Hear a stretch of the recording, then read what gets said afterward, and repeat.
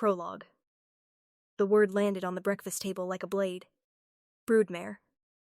Said casually, between a sip of tea and a reach for the marmalade, by Princess Seraphine Blackbourne, the king's elder sister, the most powerful woman in the Blackbourne court, and the person who had spent 11 months making my life a masterwork of quiet misery. She did not whisper it. She did not sneer it. She said it the way you say a fact so obvious it requires no emphasis. She turned to Lady Cordelia Strand, her closest friend and permanent audience, and said, "The broodmare still has not conceived. One wonders whether the king should explore more productive options." She said it in front of 12 people at the royal family breakfast. She said it 3 seats away from me. She said it while I was holding a cup of tea that my hands were shaking too hard to lift. This was not the first time. That is the part the court would later pretend not to know. That the breakfast comment was not an isolated cruelty, but the capstone of 11 months of systematic degradation that Seraphine had conducted with the precision of a woman who understood power architecture and had decided to use hers to destroy someone who could not fight back. The first insult had been small, a comment about my accent at my second state dinner. The second had been larger, a public correction of my table manners that had drawn laughter from the court.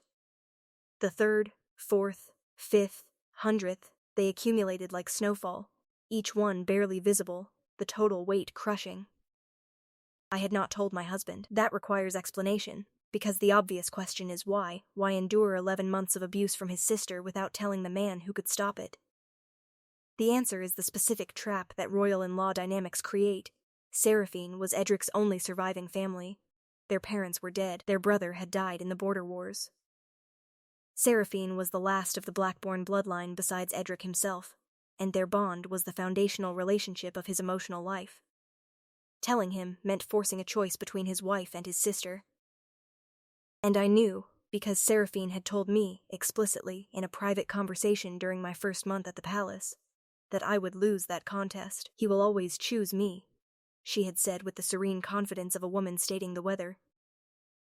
"I have been his family for 37 years. You have been his wife for 3 weeks. Do not test the math, dear." The math had kept me silent for 11 months. But today, at this breakfast, with 12 people present and the word broodmare sitting on the table like a stain no one was cleaning, something changed. Not inside me. I had been broken in this specific way for months. Something changed in the room. Something shifted in the quality of the silence that followed Seraphine's comment. Because this time, the king was at the table. For 11 months, Seraphine had conducted her campaign when Edric was absent, at functions he did not attend, in rooms he had left, during the specific windows of his schedule that she had memorized precisely to ensure her cruelty never had to compete with his presence. But this morning, a cancelled meeting had returned him to the breakfast table unexpectedly. And he heard it. Every syllable. Every inflection, the casual, practiced ease of a woman who had said things like this so many times that the words no longer required effort. Edric Blackbourne set down his knife. Not dropped, set down, with a deliberation that made the small sound of metal on porcelain the loudest thing in the room. And everything that happened next became the most talked about breakfast in the history of the Blackbourne court. His sister called her a broodmare at breakfast. In front of 12 people. After 11 months of abuse timed precisely to avoid the king's presence. But today, the king was there. He set down his knife, and the woman who had spent 11 months believing she was untouchable was about to learn the difference between being the king's sister and being right. Chapter 1. My name is Thessaly Navarro. I was 29 when I married Alpha King Edric Blackbourne, and I arrived at the Blackbourne Palace with the cautious optimism of a woman who had been told her marriage was arranged for political reasons, but who had met her husband twice before the wedding and found him, against her own skeptical expectations, kind, not charming, not romantic, not the dramatic alpha that novels promised. Kind. Quiet kind, in the way of a man who had lost most of his family and had learned to express care through attention rather than performance. He remembered things. Small things, my preference for chamomile over black tea, my discomfort with crowded rooms, the fact that I hummed when I was concentrating. He noticed the way observant people notice, without announcing it, without expecting credit. just filing information about the people he cared about and adjusting his behavior accordingly. I loved him within 3 months. Not with the instant, dramatic recognition of a fated bond. Our marriage was arranged, our connection built rather than bestowed. I loved him because he was the first alpha I had met who treated my opinions as data rather than inconvenience, who asked what I thought about the trade negotiations and actually incorporated my analysis, who sat with me in the evenings reading in companionable silence, because he had learned that I processed the day through quiet rather than conversation. He was not perfect. He worked too much, delegated too little, and had the emotional communication skills of a man who had been raised in a family that expressed love through obligation rather than words. But he was good, and good, I had learned by 29, was rarer and more valuable than exciting. Seraphine began testing me during the first week. Not overtly, she was too intelligent for overt. The first tests were subtle enough to be coincidental, a seating arrangement at dinner that placed me at the far end, separated from Edric. A scheduling conflict that ensured my introduction to the Ladies' Council was postponed 3 times. A wardrobe recommendation that resulted in me wearing a color that washed out my complexion at my first public appearance. Each incident was small enough to be accidental. The pattern was unmistakable. Seraphine Blackbourne was not welcoming her brother's wife into the family. She was establishing the hierarchy. The hierarchy said, I am first. You are an addition. And additions can be removed. The escalation was gradual and masterful. By month 3, the subtle tests had become direct comments, observations about my accent, my background, my family's status relative to the Blackbourne name. By month 6, the comments had become public. Corrections delivered at court functions, opinions shared with ladies in waiting who repeated them with the enthusiastic cruelty of people who had been given permission to punch down. By month 9, Seraphine had established a narrative so pervasive that the entire court operated within it. The Navarro bride was not good enough. Not bred well enough, not polished enough, not Blackbourne enough. And most devastatingly, not fertile enough. The heir obsession had started in month 4, when Seraphine began tracking my cycle through observations she shared with her circle with clinical detachment. The Broodmare language appeared in month 7, initially in private, escalating to semi-public, and finally, this morning, arriving at the breakfast table fully formed, in front of the king, like a weapon that had been sharpened in private and was ready for public deployment. 11 months of escalation. From subtle to savage, from seating arrangements to Broodmare. The king's sister had spent nearly a year building a campaign of destruction so precisely timed that the one person who could stop it never witnessed it. Until a cancelled meeting returned him to breakfast, and the weapon she had been sharpening in private was deployed in front of the one audience she had spent 11 months avoiding. Chapter 2. Edric set down his knife at 8:47 a.m. The gesture was small, a utensil placed on porcelain, but the silence it created was architectural. 12 people stopped eating, stopped breathing, stopped existing as individual humans, and became a single, collective held breath, because the Alpha King had set down his knife with the specific, controlled deliberation of a man who was choosing his next action with extreme care, and whose choices, at this level of power, reshaped worlds. He did not look at me. That was the first thing I noticed. He did not check on his wife, did not assess my reaction, did not offer the comforting glance that a lesser response would have begun with. He looked at his sister, and the expression on his face was something I had never seen in 11 months of marriage, not anger, which is hot and reactive and burns itself out.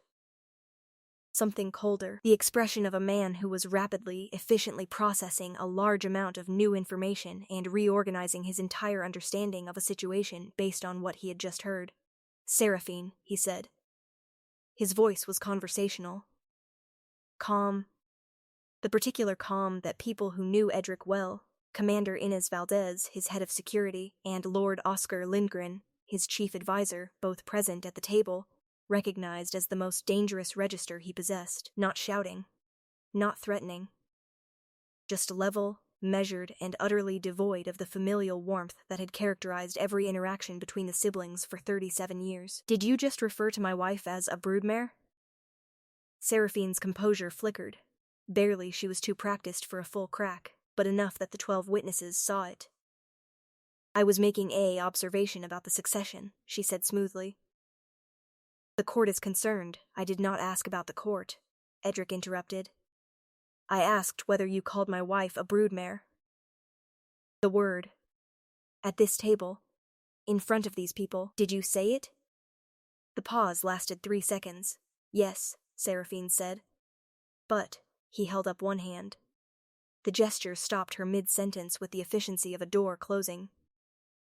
How long? He asked. The question confused everyone at the table except me. I understood immediately what he was asking, because I had spent 11 months inside the answer. How long have you been speaking to her like this? Seraphine's composure cracked further. I do not. How long, Seraphine? Because the ease with which you said that word tells me it is not the first time. It tells me you have been practicing. The casualness was rehearsed. You have said it before, in other rooms, to other audiences, enough times that it no longer requires effort.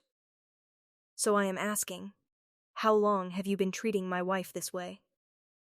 And I am asking in front of these people, because these people are clearly accustomed to hearing it, which means they have been your audience before. Their silence is not shock. It is habit. The room became a crime scene under examination. 12 people with varying degrees of guilt, Lady Cordelia, who had laughed at every comment and amplified every cruelty, Lord Beaumont, who had repeated Seraphine's observations to his own circle, the 3 ladies-in-waiting who had been Seraphine's most reliable instruments of gossip, and the others who had not participated actively but had not intervened either, the silent majority whose silence had functioned as permission. Edric read the room the way a commander reads a battlefield, and what he saw confirmed what the word broodmare had told him. This was not an incident. It was a system. And the system had been operating inside his palace, against his wife, for 11 months, hidden from him through deliberate scheduling and the particular architecture of a bully who knew her target's protector well enough to avoid his gaze. He set down the knife and asked, How long? Not how dare you. How long? Because the casualness of the cruelty told him it was practiced. The silence of the room told him it was witnessed, and the fact that he had never seen it told him it was hidden. Deliberately, by the one person who knew his schedule well enough to time her cruelty around his absence. Chapter 3. What happened next became legend. Not because it was violent or dramatic. Edric Blackbourne was not a dramatic man. Because it was precise. Surgical. The response of a king who understood that the most effective use of power was not spectacle but consequence. Seraphine, he said, you are dismissed from this table, from this breakfast, from this palace. Effective immediately. The room stopped. Seraphine's face went white. Dismissed? I am your sister. You are my sister, Edric agreed. And you used that position, the one relationship I cannot replace, as a weapon against the woman I chose to share my life with. You calculated that I would not choose her over you. You told her that, did you not? That I would always choose you. He did not look at me for confirmation. He did not need to. He had read the architecture of the situation in 30 seconds and understood the load-bearing wall. You weaponized my love for you, he continued. You used it as a shield while you systematically degraded my wife. You timed your cruelty to avoid my presence because you knew, Seraphine, that if I heard what you were saying, I would do exactly what I am doing now. You hid it. Which means you knew it was wrong. And you did it anyway. Seraphine stood. Her composure, which had been cracking, reassembled itself into the particular dignity of a woman who had been powerful long enough to perform grace under fire. Edric, you are being emotional. This is a family matter. It is not a family matter, Edric said. It is a governance matter. You have been conducting a campaign of harassment against the Queen inside my palace, using my court as your instrument, and hiding it from me through strategic scheduling. That is not sibling disagreement. That is abuse of position. And the consequence of abusing a position in this palace is losing it. She stared at him. He held her gaze with the absolute, unblinking steadiness of a man who had made his decision and was not available for negotiation. Then she turned to me, and the look she gave me was so full of concentrated hatred that my chest physically tightened, and she left the breakfast room, with the rigid posture of a woman who had walked into this morning as the most powerful person in the palace besides the king and was walking out as someone whose power had been revoked in 5 minutes over. scrambled eggs, and the word broodmare. After the door closed, Edric addressed the table. Every person in this room heard what was said this morning. Some of you have heard similar things before. Some of you participated, repeated comments, amplified cruelty, made my wife's life smaller through the specific mechanics of gossip and exclusion. He looked at Lady Cordelia, whose face was the color of the tablecloth. I will not name individuals today, but I want every person at this table to understand something. What happened to my wife was not palace gossip. It was coordinated cruelty, enabled by silence. If you participated, you have 1 week to come forward and acknowledge it. If you were silent, you have 1 week to consider why your silence was easier than intervention. After 1 week, Commander Valdez will begin a formal review of the court's social conduct over the past 11 months, and those who are found to have participated will face consequences proportional to their involvement. He picked up his knife, resumed eating. My wife makes excellent eggs, he said to Lord Lindgren, who was staring at his plate with the particular focus of a man who wanted to be anywhere else. She learned from her grandmother. She has been cooking breakfast for the household since month 2 because the kitchen staff underseasons everything and she was too polite to complain. Did you know that? Lord Lindgren swallowed. No. Your Majesty, no, Edric agreed. No one knew. Because no one asked. That is the second thing that changes today. He dismissed his own sister, his only surviving family. In front of 12 witnesses over scrambled eggs with the controlled precision of a man who understood that love without accountability is just another form of power abuse. Then he picked up his knife and told the table his wife made excellent eggs, because noticing was the first step. And the king had just started paying attention. Chapter 4. After breakfast, Edric came to my chambers. He did not knock in the perfunctory way of someone entering their own space. He knocked and waited, giving me the choice to open or not. I opened. He stood in the doorway with an expression I had never seen, grief and fury braided together so tightly they were indistinguishable. How long? He asked again, this time asking me. Since the first week, I said. He closed his eyes. 11 months.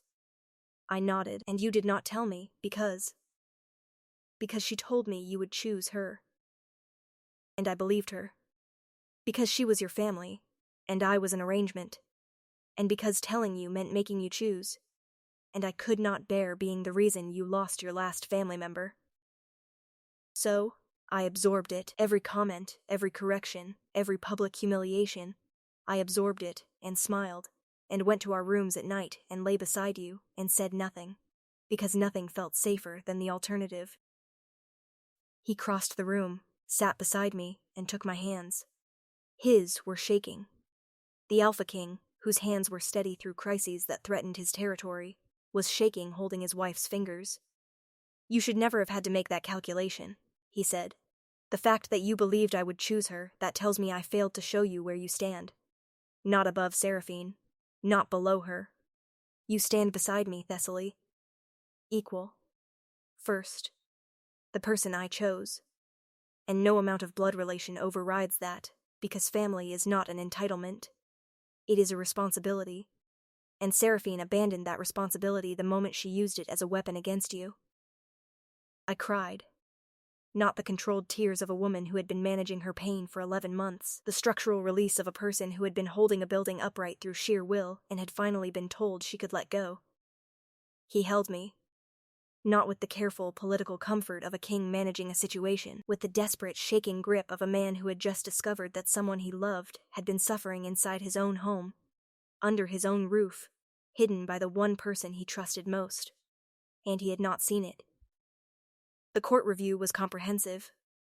Commander Valdez, who had the particular temperament of a woman who took institutional abuse personally, conducted interviews with every member of the household. The findings confirmed what I had experienced. Seraphine's campaign had been systematic, strategic, and supported by a network of enablers who participated because aligning with the king's sister was politically advantageous and opposing her was professionally dangerous. Lady Cordelia Strand was removed from court. 3 ladies in waiting were reassigned, and a formal protocol was established, the first of its kind in the Blackbourne territories. that defined acceptable conduct toward the Queen and provided a reporting mechanism for abuse that did not require the victim to confront the perpetrator directly. I had been too afraid to tell Edric. The protocol ensured that the next person in my position would not have to be. She told him, 11 months. His hands shook. He held her while the building she had been holding up alone finally collapsed. Then he built systems to ensure no one would have to hold that building alone again. Because the right response to discovering abuse is not just stopping it, it is making it structurally impossible. Chapter 5. Seraphine wrote to Edric 3 months after her dismissal. The letter was long, articulate, and carefully constructed to frame her behavior as protective rather than destructive. I was worried about the bloodline, she wrote. The succession requires an heir, and the Navarro woman was not. Edric stopped reading at the Navarro woman. He brought the letter to me because, he said, transparency was the minimum requirement for trust after 11 months of secrets. Then he wrote his response, Seraphine. Her name is Thessaly. When you can write it, her name, not her family, not a function, not a livestock term, you may write to me again. Until then, there is nothing to discuss. He sent it. She did not write again for 6 months. When she did, the letter began, Dear Thessaly and Edric. It was a start. The reconciliation, if it could be called that, took 2 years. Not forgiveness. I was not certain I would ever fully forgive Seraphine. And I did not believe forgiveness was required for a functional relationship. What we built instead was accountability. Seraphine attended formal counseling as a condition of gradual reintroduction to court. She met with me privately, accompanied by a mediator, and heard, for the first time without deflection, the specific impact of 11 months of her behavior. She listened. Not comfortably, not graciously, but she listened. And she said, after 3 sessions, I was afraid. The confession surprised me. Of what? Of losing him, she said. He was all I had left. Our parents, our brother, gone. Edric was the last, and when you arrived, I felt the balance shift. He oriented toward you, not away from me, toward you. And I could not distinguish between him gaining a wife and me losing a brother. So I made you the enemy. Because enemies are simpler than change. It was not an excuse. She did not offer it as one. But it was an explanation that I recognized, the fear of loss expressed as cruelty toward the perceived threat. It did not erase 11 months. Nothing erases 11 months. But it reframed the architecture from malice to grief, and grief, however poorly expressed, was something I could build a bridge across. Edric and Seraphine rebuilt their relationship slowly, with me as a visible, valued, non-negotiable part of the equation. Family dinners where Seraphine used my name. Court functions where she stood beside me instead of above me. Small gestures that accumulated into a new pattern, replacing the old one brick by brick. Our son was born 14 months after the breakfast, not because Seraphine's timeline demanded it, because we were ready, on our terms, in our time. We named him Mateo after my grandfather because Edric said the Navarro name deserved to be carried forward inside the Blackborn line. Seraphine held him for the first time with an expression that combined tenderness and the particular shame of a woman remembering that she had called the baby's mother a broodmare and knowing that the child in her arms existed despite her cruelty, not because of it. She whispered something to the baby that I almost did not hear. I am sorry I tried to reduce your mother to what she could produce. She produced you, and you are magnificent. And so is she. It was the first time she had called me magnificent. I did not fully believe it. But I noted it, and I added it to the new architecture, brick by brick, alongside the eggs and the name and the knife set down on porcelain at 8:47 on a morning that changed everything. Epilogue. 3 years later, Mateo was 2, and had Edric's intensity and my stubbornness, and a voice that carried from the nursery to the council chamber in a way that both delighted and alarmed the staff. Seraphine visited monthly. The visits were structured, boundaried, and nothing like the unchecked power she had wielded before the breakfast. She brought Mateo elaborate gifts that he ignored in favor of the wrapping paper, which he found more interesting. She sat through family meals where I cooked. The eggs Edric had praised at the infamous breakfast had become our tradition, my grandmother's recipe, seasoned properly because the kitchen staff had finally learned, and she participated in conversations where my opinions were treated as contributions rather than intrusions. One morning, Seraphine arrived for a visit and found me in the kitchen making breakfast. She stood in the doorway the way Edric had stood after the confrontation, waiting to be invited in rather than assuming access. I poured her tea without being asked. She sat at the kitchen table, not the formal breakfast room where the word had been spoken, but the private kitchen where the family actually lived. "Thank you," she said. "For the tea? For letting me back in." She paused. "I spent 11 months trying to push you out. And you survived it. Not because you are strong, though you are. Because you loved my brother enough to absorb cruelty rather than force him to choose. That was not weakness, Thessaly. That was a sacrifice I did not deserve and he did not know about, and I am ashamed that my behavior required it." I set down the teapot. "You are right," I said. "It was a sacrifice you did not deserve, and it is one I should not have had to make. The protocols exist now so that no one after me has to." She nodded. "Because of you. Because your brother set down a knife and made a choice," I said. "I gave him the information. He made the choice." "Give yourself credit for surviving long enough to be heard," she said quietly. "That is the part most people do not understand. The cruelty is visible. The surviving is not." I looked at my sister-in-law across a kitchen table over tea and eggs, 3 years removed from the worst word anyone had ever called me, and I saw something I had not seen in 11 months of her cruelty or 2 years of her rehabilitation: genuine understanding. Not performed. Felt, the kind that only comes from a person who has looked at their own behavior and found it monstrous, and has chosen, daily, to be something better. It was not forgiveness. It was architecture. New walls, new rooms, new foundations built on the rubble of what she had destroyed. Not the same house. A different one, stronger, because it had been built by people who knew exactly what collapse looked like and had decided, together, never to let it happen again. His sister called her a broodmare at breakfast. The Alpha King set down his knife and dismissed her. Everyone was shocked. But the real story was not the dismissal. It was the 11 months before it. The quiet survival, the absorbed cruelty, the sacrifice of silence. And the breakfast that changed everything was not the one where the word was spoken. It was the one 3 years later in a kitchen over eggs where 2 women who had been enemies sat across from each other and chose to build something new from the wreckage of what had been destroyed.